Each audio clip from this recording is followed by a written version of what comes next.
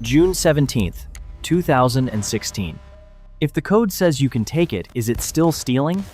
Not as a thought experiment. As a real question with real money on the table. $50 million. A contract you didn't write. A vulnerability you didn't create. A loophole sitting in plain sight, encoded into the rules of the system itself. You didn't break in. You didn't forge anything. You didn't lie to anyone. You followed the instructions exactly as written. The machine gave you what you asked for. Again, and again, and again. Is that theft? Or is that just reading more carefully than everyone else? June 17th, 2016. Christoph Jentzsch opens his phone. It is early morning in Germany. The light through the window is thin and gray, the kind that carries no warmth, just visibility. His Slack is already moving, messages arriving faster than he can read them. He scrolls. The notifications stack. Then, his phone rings. He opens his laptop. He pulls up the transaction logs, the same screen he checks every morning, the same contract he has watched every day since the crowdfunding closed 6 weeks ago. The numbers are wrong. He scrolls. He refreshes. Still wrong. Still moving in a direction they should not be moving. He had built this. Every line of it, every function, every condition, every rule encoded into the architecture of the contract running live on the Ethereum blockchain. He had written the withdrawal function. He had reviewed it. He had deployed it. And now it is draining. 12 million ETH held inside 15% of all Ether in existence going somewhere he cannot follow. Not because the transaction is hidden, the blockchain is public. Every call is visible to anyone who knows where to look. He cannot follow it because there is no mechanism to stop it. No pause button, no emergency key, no admin override. He had built it that way, deliberately. He stares at the screen. The contract is doing exactly what he told it to do. He built this himself. So why can't he stop it? Reading the white paper. The year is 2013, and the financial world is still pulling glass out of its skin from 2008. Christoph Jentzsch is a software developer, the kind who reads documentation the way other people read novels. All the way through, twice, looking for the architecture underneath the words. He is precise, systematic, and deeply skeptical of systems that depend on human beings to behave well under pressure. He watched 2008 happen with the clarity of someone who saw it coming and couldn't do anything about it. Banks that were supposed to be too regulated to fail had failed. Governments bailed them out using money that belonged to the people the banks had already hurt. The people running the system made self-serving decisions when it mattered most. The system let them. Code was different. A function does not have a boss. A conditional statement does not have a mortgage. An algorithm does not owe anyone a favor. If you write the rules correctly, the rules run correctly. Every time, without exception, without negotiation. In 2013, a white paper written by a 19-year-old named Vitalik Buterin circulates through the developer communities. Jentzsch moves in. The proposal describes something that does not yet exist, a programmable blockchain, not just a ledger that records transactions. A platform where you can write rules, lock them into code, and let them run automatically. Smart contracts.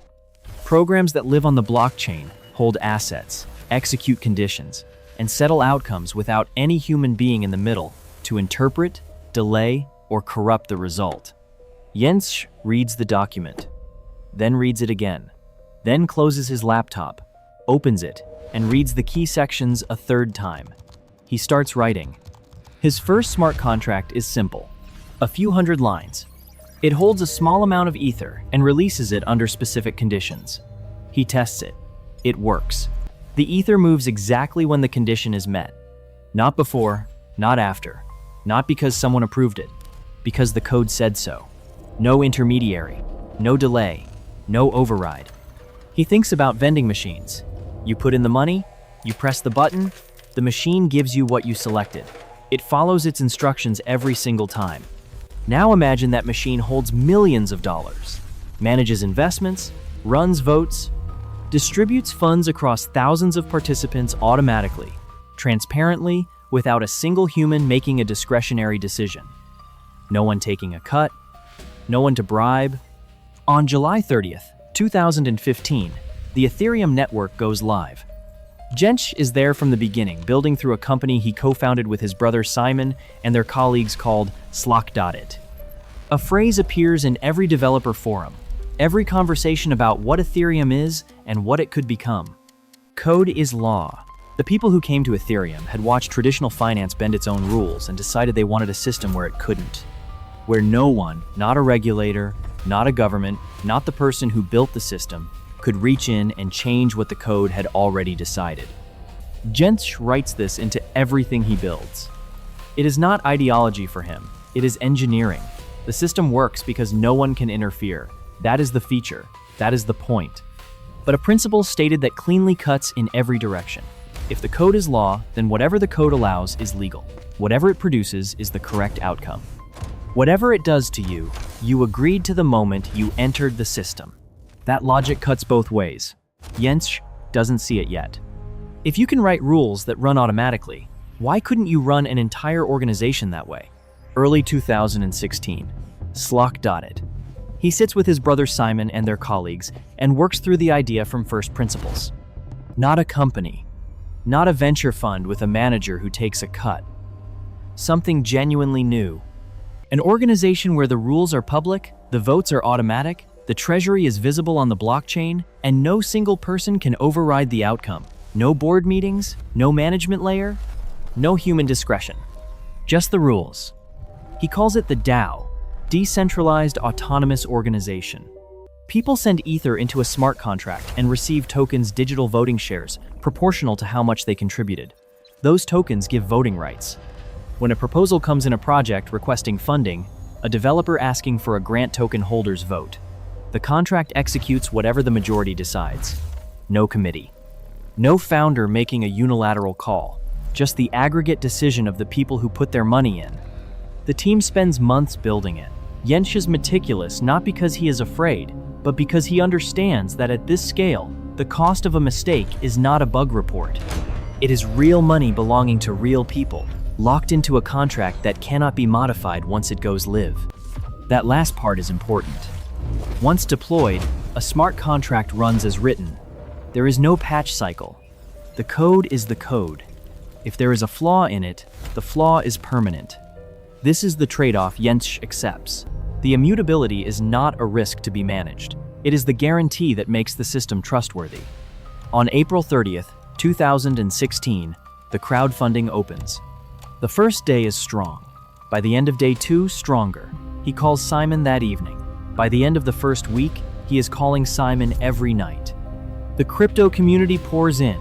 Ordinary holders, institutions, international investors, people who see in the DAO the first real demonstration of what smart contract governance could look like at scale.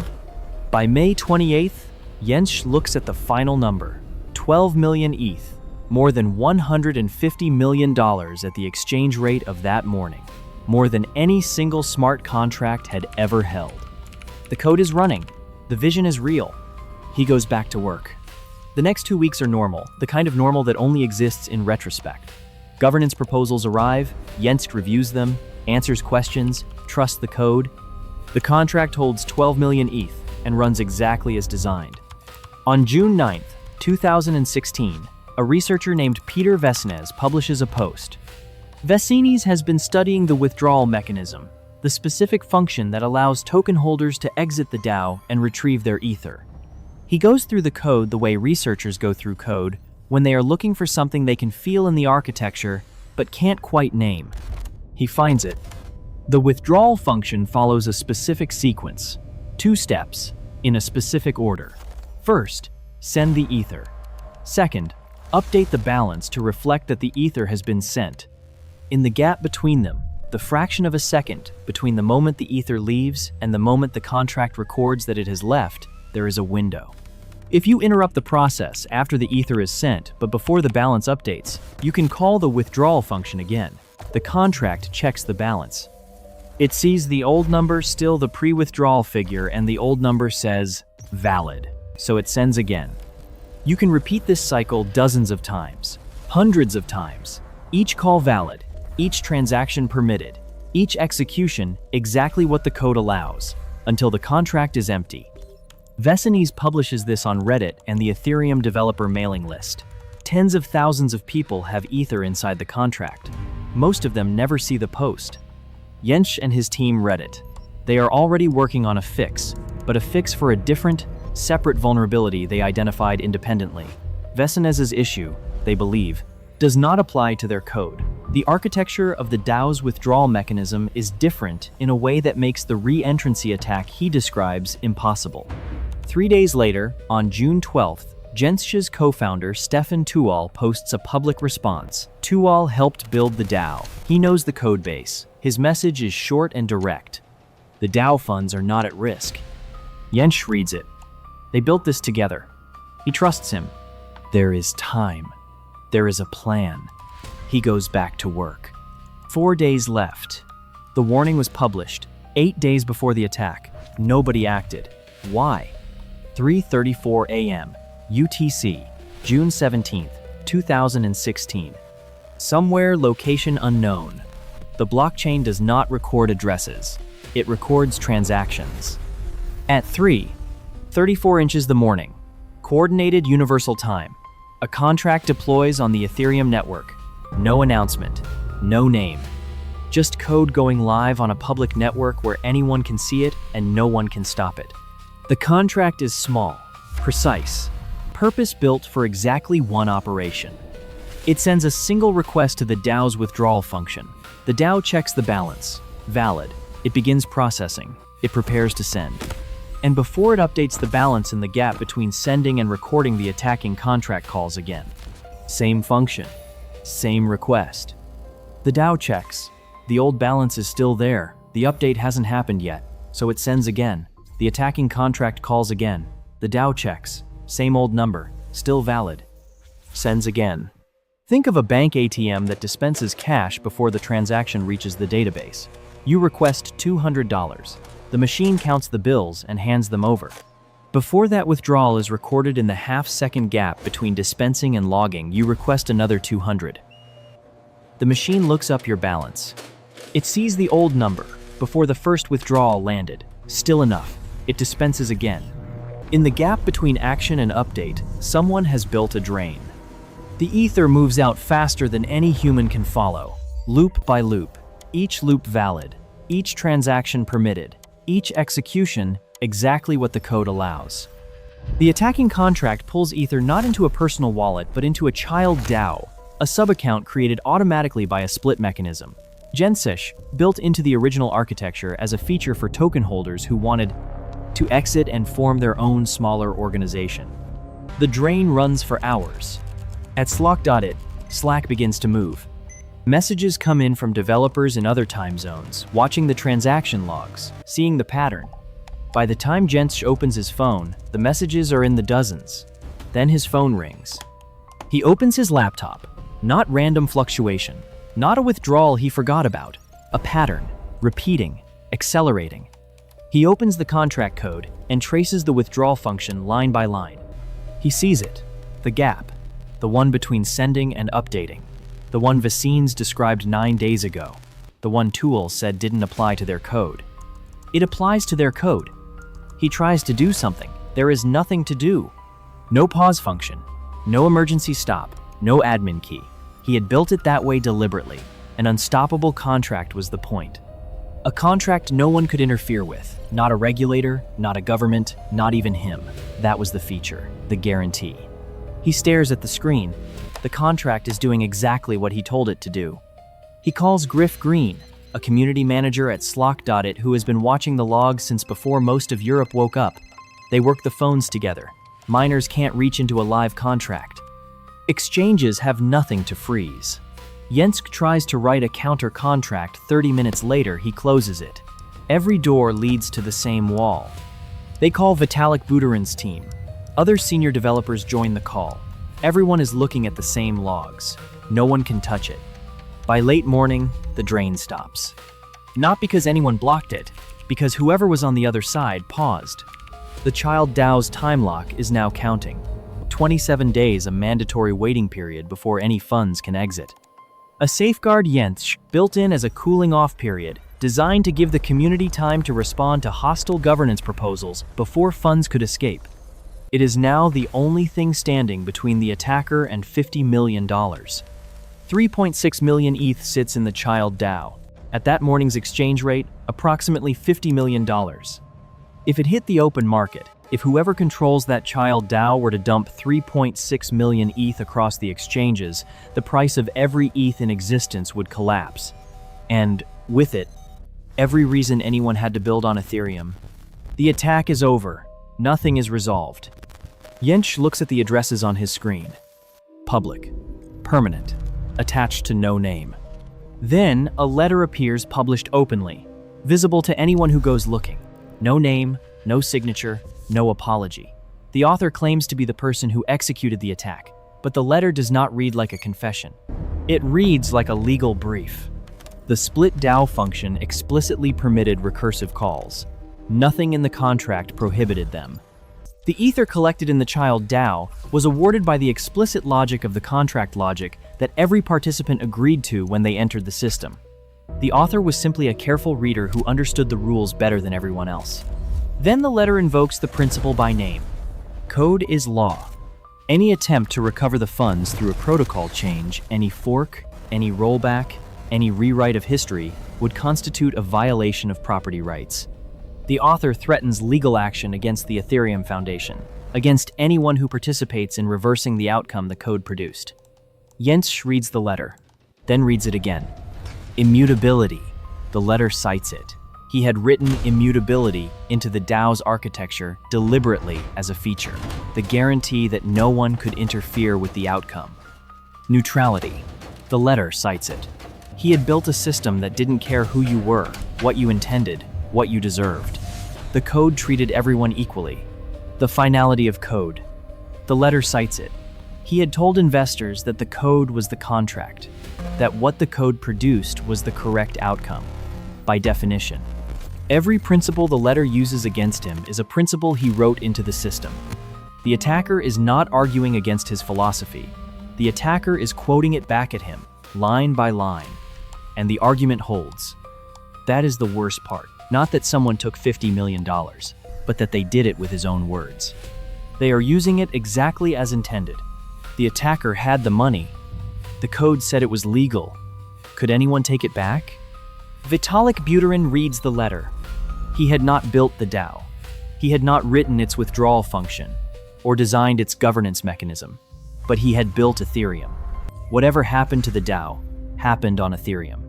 Whatever Ethereum did next, that was his decision to carry. 27 days. The window before the attacker's time lock expires. 27 days to decide whether to let the outcome stand, or to intervene and rewrite the history of a blockchain built on the explicit promise that no one would ever do exactly that. The first option is a soft fork, a targeted update that would not reverse the theft, not rewrite history, but would add a rule: transactions involving the attacker's child. DAO addresses are frozen. A lock, not a rewind. Griff Green coordinates the rollout. He maps the response the same way he mapped the attack. The soft fork needs a majority of Ethereum miners. It is moving faster than expected. It looks like it might work. Then Emingun Sirer speaks. Sirer is a Cornell professor studying Ethereum's security model. He posts his analysis on June 28th. Surgical and devastating. The soft fork has a flaw in how it handles gas. Under the soft fork rules, an attacker could flood the network with transactions targeting the blacklisted child DAO addresses, each free to send, each costing miners real computational work to reject. The network could be overwhelmed at essentially zero cost to the attacker. The soft fork would not freeze the attacker's funds. It would freeze Ethereum itself. The soft fork is withdrawn. That leaves one option, a hard fork, not a freeze, a rewrite. At block 1,920,000, the chain would split. On the new branch, the stolen funds redirected into a recovery contract where original DAO token holders could reclaim their ether. The attacker left with nothing. On the original chain, the one that kept running without the fork, nothing changed. The attacker kept everything. The code stayed exactly as written. Buterin writes the proposal and publishes it. The reasoning is specific. The DAO was an experiment deployed on top of Ethereum, not Ethereum itself. The protocol was sound. The vulnerability was in one contract. Letting the attacker walk away wouldn't validate immutability. It would set a different precedent, that Ethereum was a platform where you could steal $50 million and the community would do nothing. The debate was fast and brutal. Two camps formed within hours. The arguments were not about the money. They were about what kind of system Ethereum was supposed to be. The pro-fork camp argued from consequence. The DAO was not Ethereum. The vulnerability was local. Letting the attacker walk away would announce to every bad actor on Earth that Ethereum was a platform where you could steal $50 million and the community would nod and call it philosophy. The anti-fork camp argued from principle. Arvico, a developer present in the Ethereum community from its earliest days, stated it simply. The moment you accept that a majority can override the chain's history, you have destroyed the only thing that made the chain worth anything. The exception becomes the precedent. Every time something goes wrong, and something will always go wrong, there will be another vote, another majority, another reason. Each time, the guarantee weakens. A blockchain that bends under pressure is not a blockchain. It is a database with extra steps. Both sides were right. That was the problem. The vote opened. 1 ETH, 1 vote. Fork or don't fork. It ran for 2 weeks. Jentzsch voted. He had built the DAO. He had watched it drain. He had read the letter that quoted his own principles back at him as justification for taking $50 million from the people who trusted the system he built. He voted for the fork, not because he had stopped believing in immutability, but because he believed the principle had been used as a weapon deliberately, carefully, by someone who understood exactly what they were doing. A system worth saving was worth the cost of saving it. Others voted against. They believed the fork was worse than the theft, that a blockchain which could be rewritten under sufficient pressure was not a blockchain at all. The votes came in. Griff Green posted the result. A clear majority. Fork. The chain split. But was the theft undone, or just the record rewritten? July 20th, 2016. Block 1,920,000. The number arrives the way all significant numbers arrive on a blockchain quietly, in sequence. One block after the last. Block 1,919,999. Block 1,920,000. Jentzsch watches from his screen at slock.it.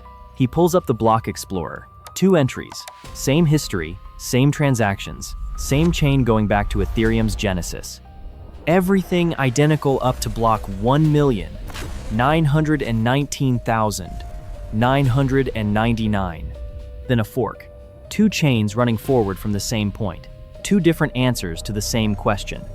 On one chain, the chain that implemented the fork, the chain the majority of miners adopted, the stolen funds are being redirected. The recovery contract is live. Token holders are reclaiming their ether. The attacker's child DAO is empty. On this chain, the attack happened, the community responded, and the money came back. On the other chain, the one that kept running on the original rules, none of that happened. The fork never occurred. The original code still in place. The attacker still holds 3.6 million ETH. On this chain, the code ran exactly as written, and the outcome stands. That second chain needs a name. Within days, the community that chose it begins calling it Ethereum Classic. Jentzsch looks at his wallet. 2 tokens, ETH on the forked chain, ETC on the original. Everyone who held Ether before the fork now holds both, one on each chain, a mirror image of the moment of divergence. He had voted for the fork, he believed in the fork, and he still ended up holding both. In August 2016, Barry Silbert opens his laptop. Silbert is the founder of Digital Currency Group, one of the largest cryptocurrency investment firms in the world. He posts publicly that he has bought Ethereum Classic. His reasoning is direct. A blockchain that can be rewritten under pressure, he writes, is not a blockchain at all. The first major institutional voice to say it in public, with money behind it, on the record. His post lands like a signal in a quiet room. Within weeks, other buyers follow. Within months, Ethereum Classic has its own mining community, exchange listings, development team. The coin that was supposed to be a protest becomes an asset class. The split revealed something that hadn't been visible before the attack. The Ethereum community had always presented itself as unified decentralization, immutability, Code is law. The same philosophy, stated different ways by the same people. The fork broke that illusion. There were people who believed the chain should be changed to save the community, and people who believed changing the chain was the one thing that could truly destroy it. Both groups had been in the same community. Both called themselves believers in the same principle. They just disagreed fundamentally, irreconcilably about what the principle meant when tested by something real. The attackers' funds sit in their addresses. Every major blockchain analytics firm, Chainalysis, Elliptic, others, has those addresses memorized. The moment the coins move toward any platform requiring identity verification, the trail lights up automatically. The coins carry a taint, not a legal designation, not a court order, just a permanent record of where they came from, attached to every transaction they ever touch. The money is there. It has always been there. The attacker was never identified, not officially, not with a name, a face, a jurisdiction, a conviction. The blockchain recorded every transaction, but transactions do not have passports.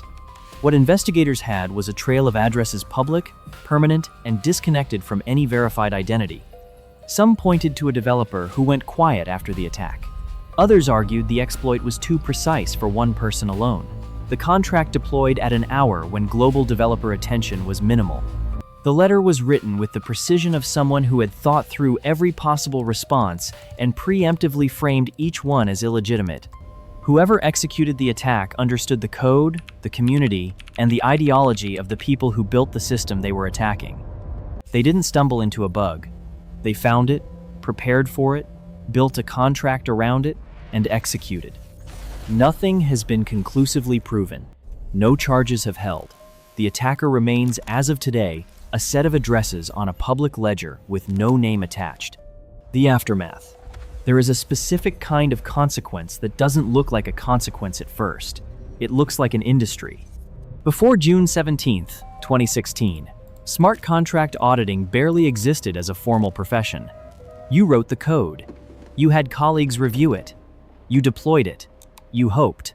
The DAO had been reviewed by people who understood Ethereum deeply. Its code had been publicly available for inspection. It had held 12 million ETH and run without incident for 6 weeks. In a single morning, it drained $50 million. After the attack, everything changed. Trail of Bits, Open Zeppelin, Consensus Diligence, 3 companies built on the lesson of one morning.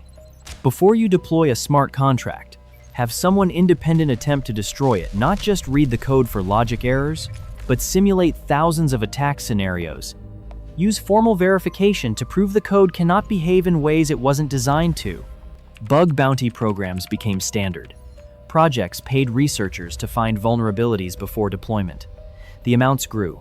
$10,000, then $100,000, then millions for critical findings. The incentive structure inverted. Instead of hoping no one found the flaw, you paid the people most likely to find it to tell you before it went live. The question stopped being, does this code look right? It became, can we prove this code cannot do what we don't want it to do? Every dollar spent on smart contract auditing is a delayed invoice from June 17, 2016. Peter Vicines watched this industry grow. He had published the warning 8 days before the attack. Precise, technical, urgent. Most of the people with money in the contract never saw it. He continued working in blockchain security. The vulnerability he described now sits at the top of every smart contract security checklist as the first thing any auditor looks for.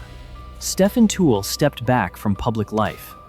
The co-founder who published The DAO Funds Are Not at Risk 4 days before the attack began, no longer occupies a visible role in the Ethereum ecosystem. Slock.it dissolved. Griff Green kept building. He co-founded Giveth, a decentralized platform for charitable giving on Ethereum. He didn't walk away. He stayed and built something else. Vitalik Buterin kept building. The Ethereum that exists today, the platform that runs billions of dollars of decentralized finance, that processes millions of transactions daily, that has become foundational infrastructure for an entire sector of global finance, runs on the forked chain. On his decision, and Christoph Jentzsch went to work in blockchain security, the field that hadn't existed when he deployed the contract that made it necessary. Every day, He reviews other people's smart contracts. He looks for vulnerabilities. He traces withdrawal functions. He checks the sequence of operations, the order in which assets are sent, balances updated, states recorded. Every contract he reviews, he looks for the same gap, the one between sending and updating. The attacker read the rules, followed them exactly, walked away with $50 million, has never been found. The code worked perfectly.